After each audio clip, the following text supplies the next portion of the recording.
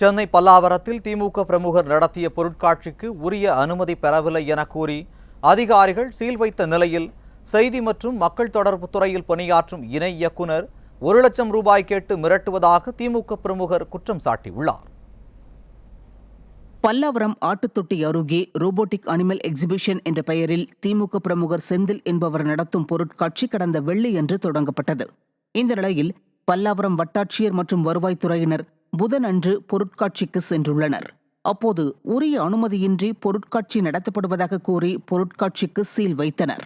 இதனால் அதிர்ச்சியடைந்த பொருட்காட்சியில் அரங்கம் அமைத்திருந்த முதலீட்டாளர்கள் பல லட்சம் ரூபாய்களை முதலீடு செய்திருக்கிறோம் என்றும் இதற்கு கால அவகாசம் தருமாறும் கேட்ட நிலையில் தாசில்தார் அவர்களை ஒருமையில் பேசி வெளியே அனுப்பினார். ஒரே ஒரு நிமிஷம் கேளுங்க. நீங்கள் பேசிங்கன்னா பொருளை எல்லாத்தையும் சீஸ் பண்ணுறீங்க. விட்டுட்டு போனாலும் பின்னாலும் தகர்த்து பிடிச்சி உள்ள அதெல்லாம் போலீஸ்லாம் நாங்கள் பாதுகாப்போம், யாரும் வரமாட்டாங்க. அதுக்குள்ள உங்க ஆளுங்களை போய் பர்மிஷன் வாங்க. சொல்லிட்டாருல போங்க. பர்மிஷன் வாங்கிட்டு வைப்பாரு. போங்க பர்மிஷன் வாங்கிட்டு இது பண்ணுங்க. நாங்கள் நீ கடை பேசுறீங்க சொன்னா நாங்கள் கேட்டுருவோமா? அது மட்டுமல்லாமல் பொருட்காட்சிக்கு கூடாரங்கள் அமைக்க வந்த தொழிலாளர்கள் சம்பளம் கேட்டால் அதை தர முடியாது என கூறி சப் கான்ட்ராக்டர் மிரட்டல் விடுப்பதாக தொழிலாளர்கள் குற்றம் சாட்டியுள்ளனர். செந்தில்ன்றதுக்கு மெயின் டீலர் சார். அவர்கிட்ட கார்த்திக்ன்றவர் சப் டீலர். அவர் எங்களை வேலையை கூட்டி வந்தார். இவ்வளோ சம்பளம் தரேன் அப்படின்னு சொல்லி கூட்டி வந்து வேலையெல்லாம் முடிஞ்சிச்சு. 14ஆம் தேதி எல்லாம் ஓப்பன் ஆகிடுச்சு சார். ஓப்பன் ஆனதுக்கப்புறம் எல்லாம் வீட்டுக்கு போகிறதுக்காண்டி சம்பளம்லாம் கேட்டோம்.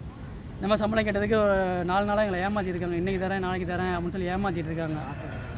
சாப்பாடுக்கு மட்டும்தான் காசு அனுப்புகிறாங்கிறதுனால இப்போ ஓப்பன் பண்ணதுக்கப்புறம் 14ஆம் தேதி ஓப்பன் ஆகிடுச்சு. அதுக்கப்புறம் சம்பள காசு கேட்டதுக்கு இந்த மாதிரி சொல்கிறாங்க, மிரட்டுறாங்க எங்களை. இந்த நிலையில் தமிழ்நாடு செய்தி மற்றும் மக்கள் தொடர்புத்துறை இணை இயக்குனர் தமிழ் செல்வராஜன் சுமார் 1 லட்சம் ரூபாய் கேட்டு மிரட்டுவதாக திமுக நிர்வாகி செந்தில் குற்றம் சாட்டும் வீடியோவும் வெளியாகி பரபரப்பை ஏற்படுத்தியுள்ளது.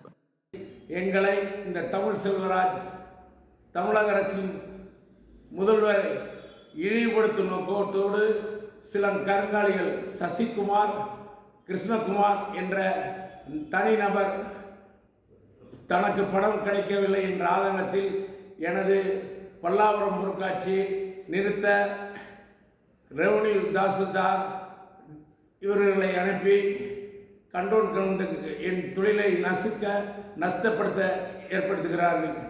விடியா திமுக ஆட்சியில் உடன்பிறப்புகளுக்கே இந்த நிலை என்றால் மக்களின் நிலை என்ன என்பது கேள்விக்குறியாகி உள்ள நிலையில் திமுக நிர்வாகியை நம்பி தொழில் செய்ய வந்த ஏழை தொழிலாளர்களும் தற்போது வீதிக்கு வந்துள்ளனர்.